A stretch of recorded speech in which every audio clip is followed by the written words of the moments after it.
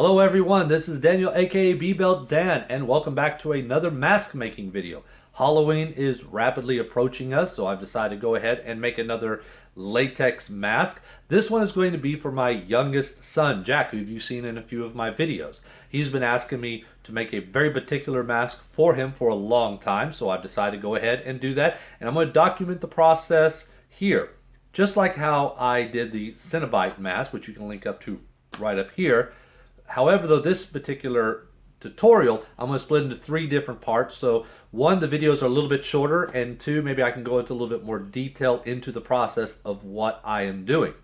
For this very first episode, we are going to make the life cast that what you see right here. This one is of my youngest son. So we're going to go through that process of how I got this and how I poured the plaster and how we got to here. And so let's go ahead and get right to it. Okay, for us to start this project, we're going to go ahead and take our subject, which is my son Jack for this particular project, and we're going to prep him. To do that, we want to go ahead and start off with some plastic wrap, and to hold that down, we're going to use some duct tape. Now, we don't want to get his hair or anything into the plaster, so we're going to wet it back. And also, this particular method I got from Alex the Movie Geek. If you want to look at his video and check it out, feel free to look down in the video descriptions below. I'll have a link to it.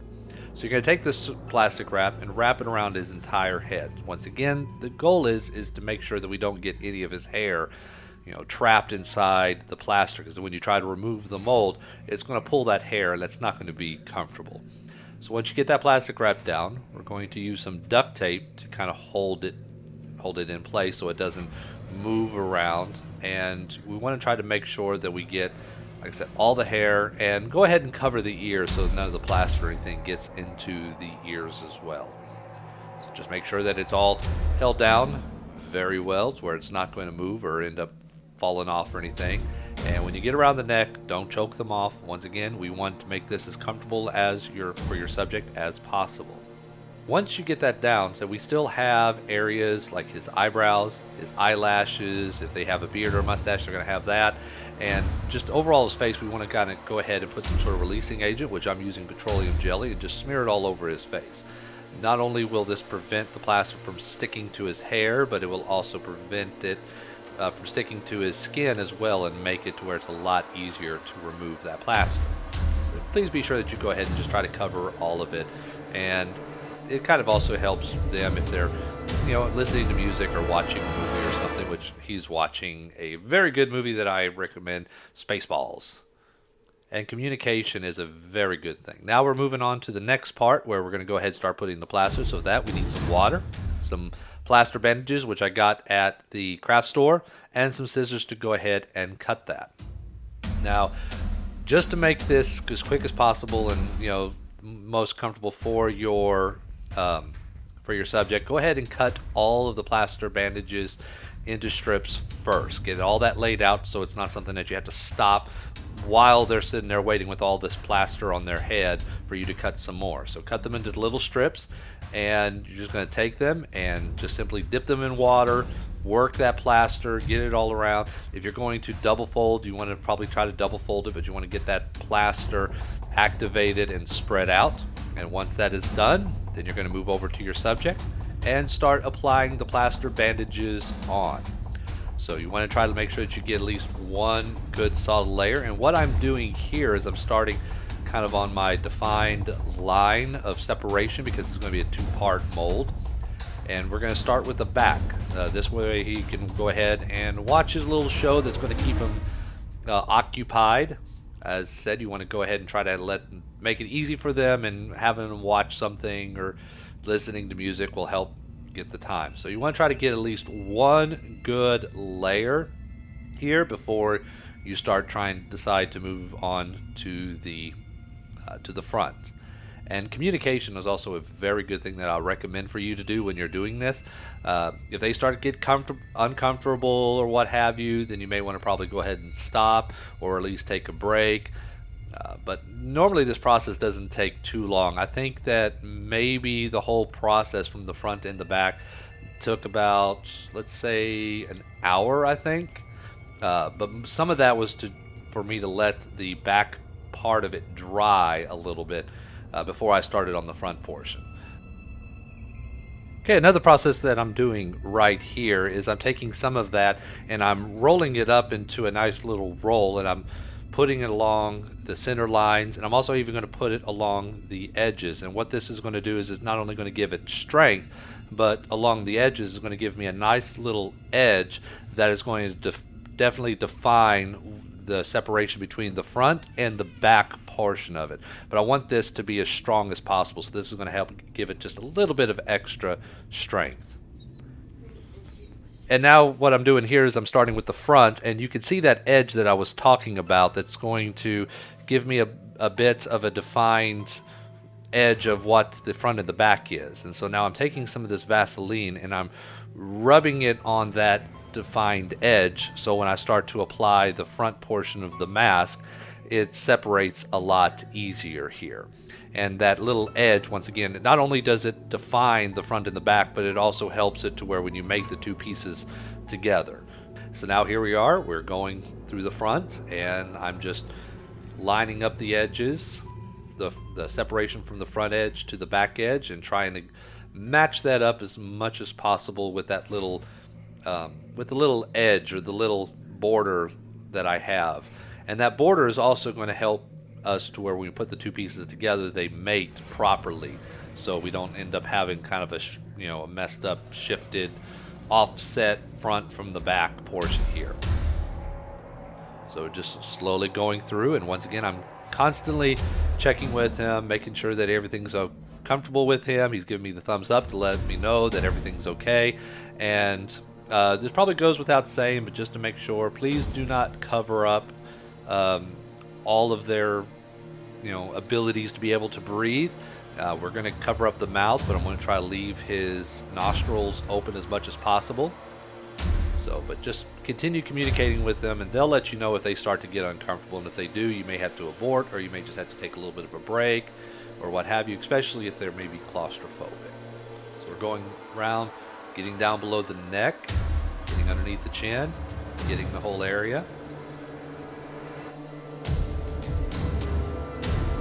From here, we have pretty much his face almost covered. Now this is the point to where you really want to make sure they're going to be okay, because he's going to be blind at this point. So I'm just adding in some extra layers, letting him get his last little glimpse of the movie that is before him before he goes dark.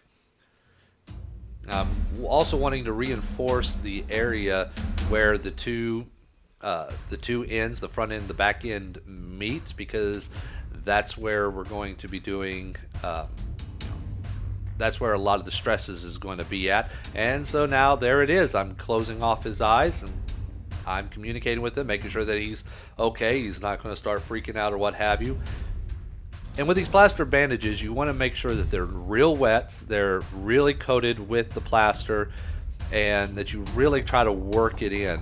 Be careful not to poke out their eyes or anything, but you really want to try to work it in as much as possible to try to get as much detail as you can. If you just kind of lightly put it on, you're not going to have a lot of detail, but if you really kind of work it into their face and it's real wet, you're going to pick up a lot of detail. Maybe not as much as you will if you use some of the more professional grade casting materials, but you can get some pretty good details, or at least the details that you need if you're wanting to do a full-fledged mask.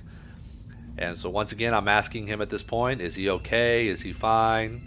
He's giving me the okay. He's telling me that he can hear me, and he's not freaking out or anything. And even though he can't see the movie, we're trying to do what we can to kind of keep everything nice and light. Sometimes you just have to joke with them a little bit. Alright, good. Now that he can't see or anything, now we all leave. I'm kidding, Jack. It's a joke. We're not going to leave you. Yeah.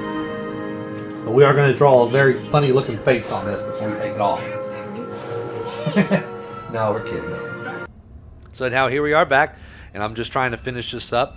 I'm wanting to move as quickly as possible here because I don't want him to be in the dark any longer than he really has to. But I'm trying to go through, and I'm making sure, especially all the edges of where the neck's at, the edges of where the two halves meet and things is definitely reinforced, because I don't want those to be flimsy as I start to try to pour in the plaster, because then you're going to get a deformed head and then the mask isn't going to fit quite the way that you want it to. So getting underneath the chin, I think by the end of it, I think I have maybe 4 layers around the entire thing.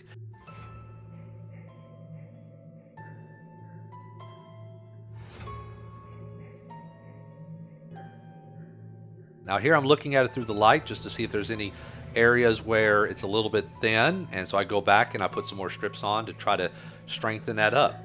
Now from here I'm coating the inside using a brush in my hands with some more petroleum jelly. That way, if I need to reuse this, this casting or this mold again, I can, and I don't have to really work on peeling it away. And if I do peel it away, it doesn't peel away any bit of the plaster. So I coat the entire inside. And now here I am ready to mix up all of my plasters. The part that I forgot to record is me actually putting the 2 pieces together. I just put them together and I use some more of the plaster strips to just hold it together, wrap it around a few times and get those edges. And I look it through the light again just to make sure that there's no light coming through. And if there is, I try to plug that hole so none of this plaster pops out. So I'm just sitting there taking the plaster and I'm sifting it through my hands. Want to sift it so it doesn't really kind of clump up or anything. You want to try to prevent as much clumps as possible. And the water that I'm using is more of a room temperature water. You don't want it too hot because that will actually speed it up. And you don't want it too cold because, I don't really know why you don't want it too cold. I just know a lot of people recommend you don't want the water to be too cold. I know that gives you a little bit more working time, but you don't want it. So I'm just sifting it through, and I'm trying not to mix it, because once you start to mix it, that's when it really starts to speed up. And I'm putting it in, and until I get to a point to where, as you can see here, that it's the plaster that I'm putting in is not really wanting to sink. It's kind of forming islands, you might probably say. And when you get to that point, that means that you're hitting at just the right saturation level of the plaster to the water. And once I get to that point, I just start mixing it up, putting my hand in there and checking to make sure if there are any clumps that it's broken up, mix it up very well. Now here it is, I'm pouring it into the mold, and I'm using a cup to kind of grab it and pour it in. I'm pouring it in very slowly. I'm trying to hit as much to an edge as possible to try to prevent bubbles. And while I also do this, I kind of try to shake it every once in a while and tap it just to make sure that there's no air bubbles that are being trapped in any of the overhangs and anything. And I'm just taking this slow. And as you can probably see, this box has a bit of plaster on it. And that's because I actually messed this up a few times. I think this is my 3rd time before I finally got it just the way that I wanted. So I fill it up all the way to the top, and I'm trying to move it around, and I'm banging it, just trying to hit it along the edges, making sure that there's no trapped air bubbles like in the nose or any of the underhangs. And after several hours, almost a full day, it's to the point to where it's dry enough. Now here it is. I start to remove that, the actual casting that we took of, or the mold that we took of my son. Just remove all those bandages around. And if you go very slowly, you could probably keep it. Actually said this is my 3rd time doing it, so but by this time the mold of my son's face is not holding up very well. But once I get all that removed, I just need to go through and do a little bit of cleaning up, which I do off screen. And so there we go, we have a finished mold that looks just close enough to my son for what we need. Now, as you can see, you have the positive cast. Now, there are advantages and disadvantages to this. As for one, you're not going to get the most lifelike looking cast, but for the sake of what we're doing, I didn't think I really needed it. All we really needed is just to get the size of his head down, so when the mask is form-fitting to his face and to his head, so it's not loose-fitting and everything. And now I had to also say that actually this is the 3rd cast that I did, so I had to try to reuse that mold that I took of his face 3 times, and it's not really designed for that. So I probably would have had a much better looking casting here if I was able to get it on the first shot.